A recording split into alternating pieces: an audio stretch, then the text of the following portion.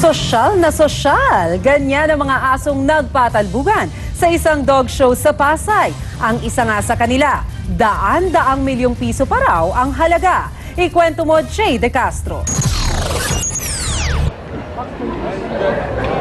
Suklay rito, spray roon. Parang eksena ito sa parlor. Pero ang mga inaayusan, sinabantay. Pagkatapos magpa-beauty, diretso rampa na ang mga aso kasama ang kanilang mga amo para magpatalbugan sa dog show na ito ng Philippine Canine Club sa Pasay.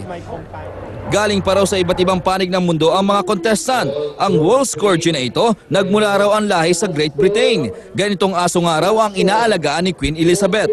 5 million euros daw o halos 300 million pesos ang halaga ng aso dahil madalas daw itong humakot ng mga panalo. Very comfortable. They're wise persons.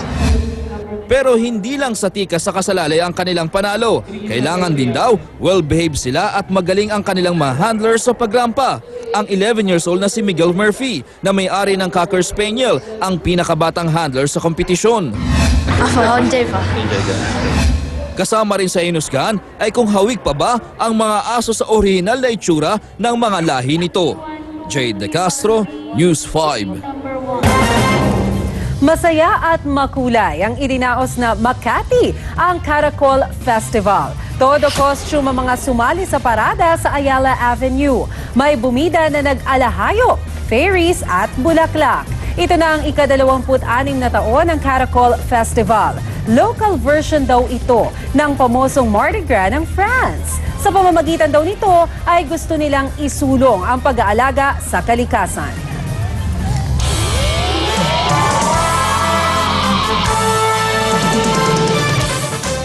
Matapos ang halos 3 linggong burol na ihatid na sa kanyang huling hantungan ang boksingerong si Carlo Maquinto. Bumuhos ang emosyon ng mga kamag-anak sa libing ng batang boksingero sa Iloilo. Namatay si Maquinto dahil sa pamumuo ng dugo sa kanyang utak matapos ang isang laban noong January 28. 6 na araw na comatose si Maquinto bago bawian ng buhay noong February 3. Nagpasiklaban naman sa galing sa pagdunk ang mga basketball icons sa 2012 NBA Slam Dunk Challenge. Kanya-kanyang pasikat ang mga basketballista. Pero ang magic na moves ni Jeremy Evans ng Utah Jazz ang nagpa-wow ng husto sa mga audience. Tinaguriang human pogo stick si Evans dahil sa taas ng kanyang talon. Pinatunayan niya yan nang walang kahirap-hirap niyang tinalunan ang comedian na si Kevin Hart para ipakita ang kanyang mailman dunk. Nakuha ni Evans ang pinakamaraming boto ng fans.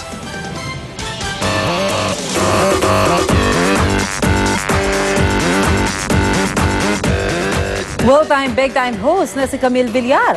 Mas sikat na raw kesa sa daddy niyang si Senator Manny Villar.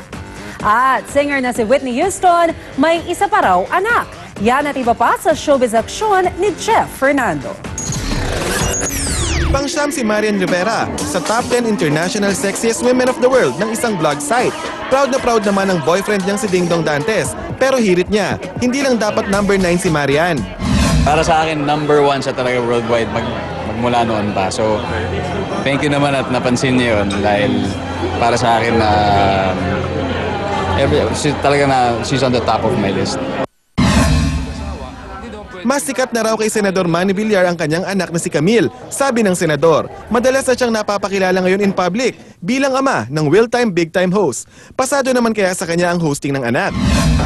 Siguro dahil tatay ako. Pero happy ako dahil maraming bumabati sa akin mga kaibigan. Paano naman kaya kung tuluyan ng mag-showbiz si Camille? Basta kung sa maligaya, doon ako.